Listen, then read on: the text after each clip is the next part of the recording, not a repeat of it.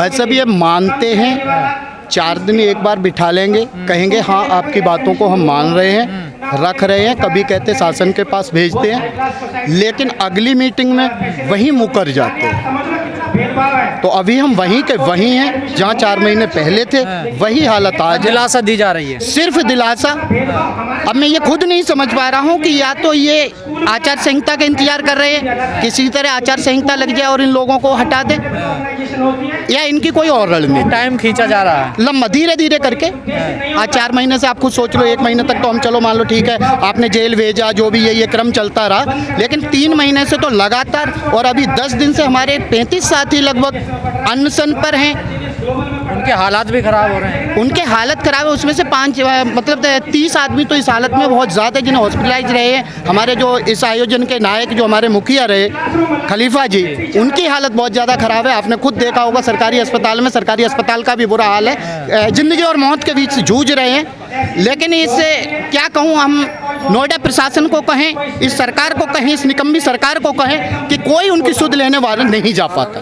Sir वजह क्या है, मांग सही नहीं है या फिर सरकार मानने को तैयार नहीं? भैया मांग सही को आप ये बता दो ना, ये भी कह रहे मांग सही है, सरकार भी जो मंत्री जी देखते थे वो भी महाना ने देखा लखनऊ बुला के कि आपकी मांगे सही है, विधायक भी कह देते हैं मांगे सही है, लेकिन ये समझ में नहीं आ रहा कि वो पूरी क्यों नहीं हो रही। और चलो मैं आपसे ही पूछ लेता हूँ, उसमें गलत क्या है? ज़मीन ली है, उसका अभी तक मुआवजा नहीं दिया, तो इसमें गलत कहाँ? हम गलत कहाँ? ये तो ये भी जानते कि हमने तुम्हें मुआवजा नहीं दिया पूरे गौतम बुद्ध नगर के किसान परेशान हैं। क्या जब अधिग्रहण जमीन की गई वो तरीका गलत था क्या अधिग्रहण करने का? नहीं, तरीका ये था कि जो बातें उस समय लिखी गई उस पे इन्होंने ये खरे नहीं उतर रहे।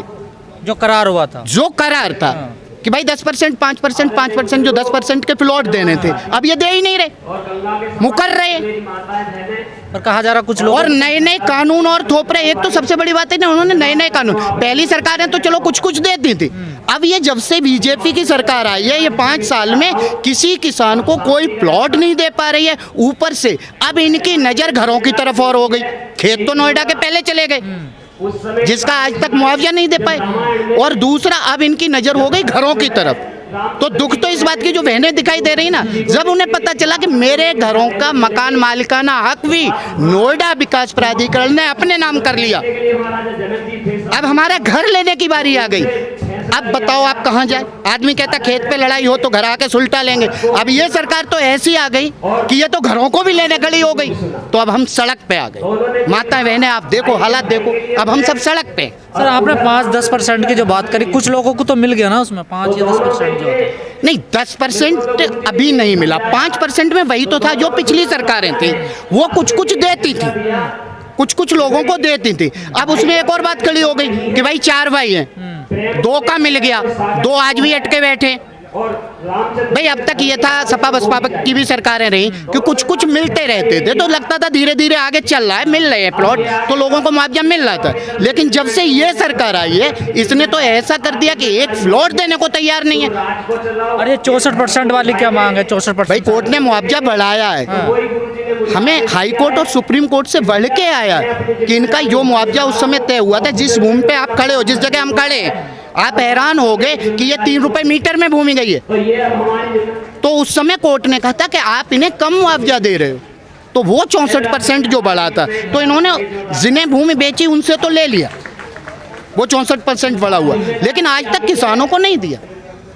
जो कोर्ट का आदेश आया, हाई कोर्ट का, जो बिल्कुल कोर्ट का आदेश है, हाई कोर्ट का आदेश है, और इनसे करार है। इन्होंने कहा है कि हम आपको ये सब देंगे आपकी भूमि के बदले, हमें 5% प्लॉट देंगे, फिर 10% की वो कोर्ट से हुआ है वो भी देंगे। और आपको हैरानी और होगी, ये जो 5% के फिर आप क्या कर रहे हैं, ये दूसरे वो तो दे नहीं पा रहे, पिछली सरकारें दे रही थी। तीनों अथॉरिटियों में सेम कंडीशन है या सब में अलग अलग कंडीशन है? सर मैं ये नहीं कह सकता कि कंडीशन तो सब किसानों के साथ वही है, सब पे समस्याएं, लेकिन नोएडा की समस्या इसलिए विकराल है कि यहाँ की भूमि सबसे पहले गई है और आज तक नहीं मिल रहा। ये कब तक सब्र करें? लेकिन ग्रेटर नोएडा में तो मिल रहा है ना 64%। भाई ग्रेटर नोएडा में और समस्याएं भी हैं, पूरा नहीं मिल पा रहा ना उन्हें भी। उनको रोजगार की समस्या खड़ी हो गई, बच्चों पे सारी भूमि जा रही है।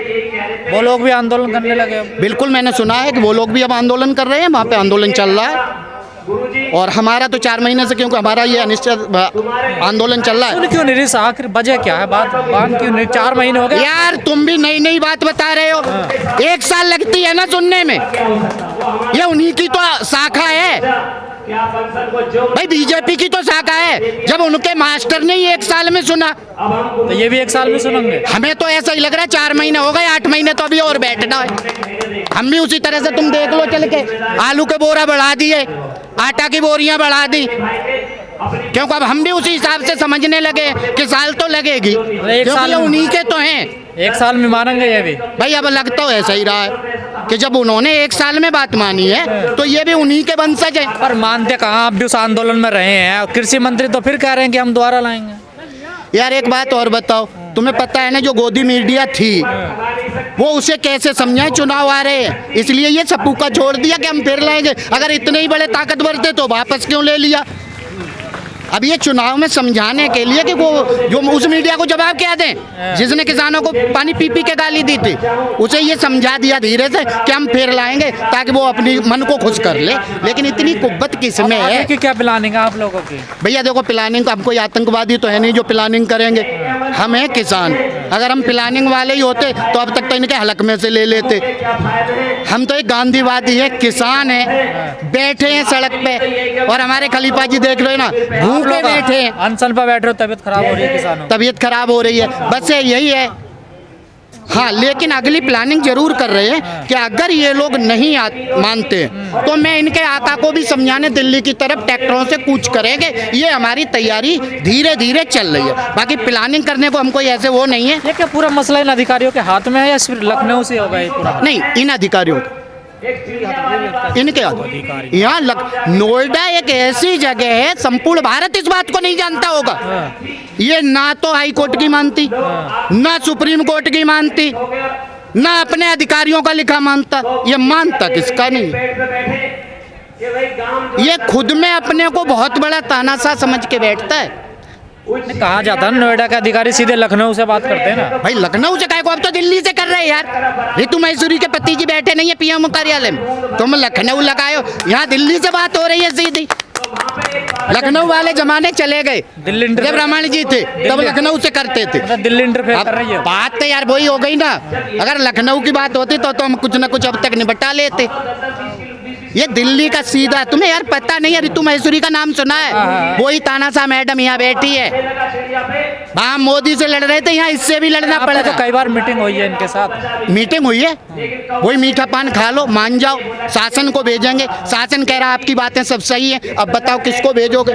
मैं कह रहा हूँ तुम बोर्ड मीटिंग बुलाओ। सबसे बड़ी बात है कि आप बोर्ड मीटिंग बुलाओ, नोएडा अपनी बोर्ड मीटिंग बुलाओ, हमारी जो मांगे हैं उन्हें यहाँ पास करो, उसके बाद भेज दो। जब बोर्ड मीटिंग में प्रस्ताव पास हो जाएगा इन बातों का, तो उसके बाद हम लोग भी तो यही कह रहे हैं, तब लखनऊ मानेगा, तब शासन मानेगा। जब तक ये बोर्ड मीटिंग में ही नहीं रखेंगे, क्या मैं ऐसे ही शासन को भेज देती हूँ? काहे को भेज देती हूँ शासन को? वो कागज पड़ा रहेगा ऐसे ही डस्टबिन में। आपको 4 महीने बैठे हुए होंगे, आपको नहीं लगता दिलासा देता रहेगा? हमें बिल्कुल लग रहा है कि ये प्रशासन उस तरह निकाल रहा है, लेकिन मैं आपको भरोसा देता हूँ, हमारी आप तैयारी देख लो। हमने आलू अपना खाना सामग्री बढ़ा दी है, पूरी तैयारी करके बैठे हैं। किसान आंदोलन की तर्ज पे चलेगा ये यार किसान आंदोलन है तो किसान आंदोलन ही रहेगा ना, या कुछ और चलेगा? गाजीपुर बॉर्डर वाला मैं वही कह रहा हूँ ना, जब उनकी शाखा है, जब उनकी सरकार वही चल रही है तो हम भी तो वैसे ही चलेंगे ना। भी तो उनकी शाखा हो, हम भी तो किसानों की शाखा, हम वही तो आपको कह रहे हैं ना, समझ लो ना। हम भी वैसे ही चलेंगे और अड़के बैठे रहेंगे जब तक नहीं मानेंगे। खूब आचार संहिता लगा लो, एक चुनाव करा लो, 2 और करा लो, 24 वाला करा लो, यही मिलेंगे अगर ये मांगे नहीं मानी। धारा 144 लगा रखे नोएडा। अरे यार और लगा लो, हम 288 लगा देंगे। तुम भी आए बड़े हमें ज्ञान पिलाने। यहाँ धारा पूरे एक आदमी पे यहाँ पे जाके देख लो, 16-16, 17-17 FIR है जब से आंदोलन में यहाँ बैठे।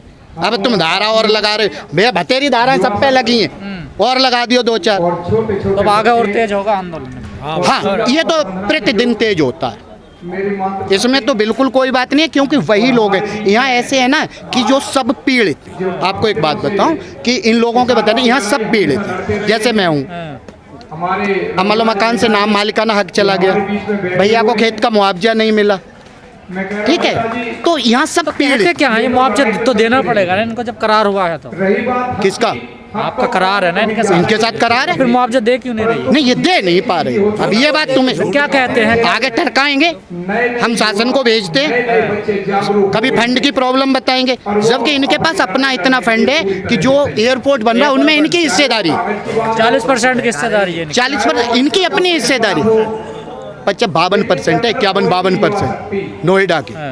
लेकिन बस भूमि है, 5% के प्लॉट नहीं देंगे, क्योंकि किसान को देंगे तो इन्हें कुछ मिल नहीं रहा, उद्योगपतियों को दे रहे, बिल्डरों को दे रहे, वहां से कमीशन आ रहा, तो ये वहां लगे पड़े हैं ना। भ्रष्टाचार में लिप्त हैं लोग। अरे यार थोड़ा, जब अभी सुप्रीम कोर्ट ने बोला था तब तुम सो रहे थे, हमें पूछने आए हो भ्रष्टाचार में लिप्त है। वो तो जंगल राज भी कह रहे थे, जंगल राज मानते हो यूपी में? सुप्रीम कोर्ट तो जंगल राज भी कह रहा है। मैं वही तो कह रहा हूँ, और उन्होंने ये कहा ना कि नोएडा अथॉरिटी के तो नाक कान आँख से हर जगह से भ्रष्टाचार टपकता है। तुम उस जगह पे खड़े हो और तुम हमें पूछ रहे हो यार, हमसे ही कहलवाएंगे सारी बात, हम ही बताए। दो पीड़ित भी तो आप ही हो ना। तो भाई हम तो कह कह के थक रहे हैं ना, आज आप खुद और पूछ रहे हो, लेकिन जब ये पत्रकार पूछे तो ज्यादा बुरा, क्योंकि जब सुप्रीम कोर्ट ने ही कह दिया। हम उस आदमी के खिलाफ, उस संस्थान के खिलाफ लड़ रहे हैं जो नीचे से ऊपर तक, अगर आप उसके चपरासी को पकड़ लोगे ना नोएडा में, वो अरबोपति मिलेगा। और जो यहाँ का 100 बीघा का किसान है, जो 100 बीघा का जमींदार रहा है नोएडा का, वो करोड़पति भी नहीं होगा। लेकिन चुनाव है सर पर, दबाव क्यों नहीं बन पा रहा आखिर? यार दबाव भले आदमी पे बनता है, दबाव भले आदमी पे बनता है। चुनाव का डर तो सबको होता है सर, चुनाव का डर हर किसी को होता है, हर पार्टी को होता है। अब भाई होता होगा डर, लेकिन इनको इस बात का नहीं है कि इनके पास एक मंत्र होगा कि हिंदू मुस्लिम कर लेंगे, लास्ट में ये कर लेंगे। इस बात के लिए हो सकता है इनको लग रहा हो। तो आप हिंदू मुस्लिम में बहकोगे? नहीं यार, यहाँ एक ना बहक रहा, तुम किसी को पकड़ के पूछ लो, हम लोग जम के लड़ने वाले हैं। आपका नहीं बहकेंगे भैया, और ये भी ध्यान रखना, आपका दिखा देंगे, बता देना जहाँ तक तुम्हारी आवाज जाए, जब तक हक नहीं मिलेगा ये धरना नहीं उठेगा, और न यहाँ का एक भी किसान बहकेगा, न टूटेगा।